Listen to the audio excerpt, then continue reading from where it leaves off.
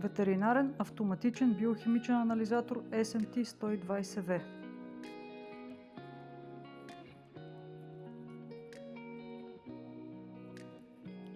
Включете анализатора.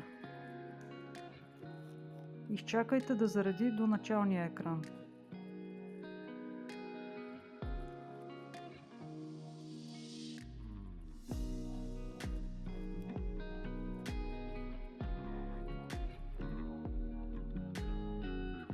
Начален екран.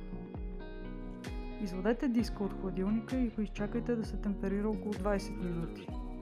Извадете диска от опаковката, като го хващате за ръбовете. След разопаковане използвайте диска до 10 минути.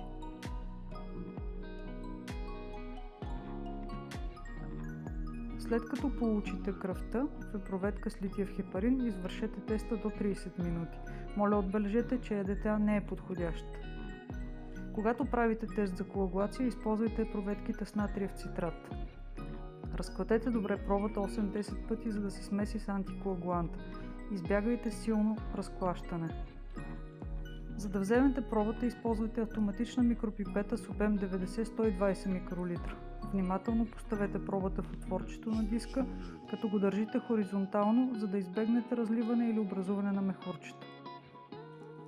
Пуснете диска да се изследва веднага след накапването на кръвта, като избягвате излишно разклащане.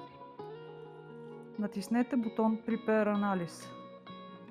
Вратичката отляво бавно ще се отвори. Поставете диска внимателно. Натиснете Start Test. Натиснете Sample Detail. Въведете данните за пробата: име на пациент, стопанин, вид на животното и вида на пробата.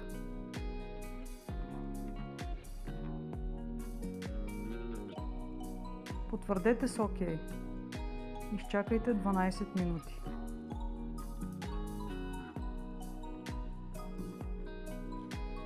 Вратата се отваря автоматично и можете да махнете използвания диск.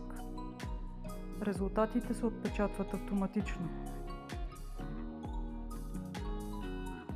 Изхвърлете диска в коша за медицински отпадъци. Натиснете Back, за да се върнете към началния екран.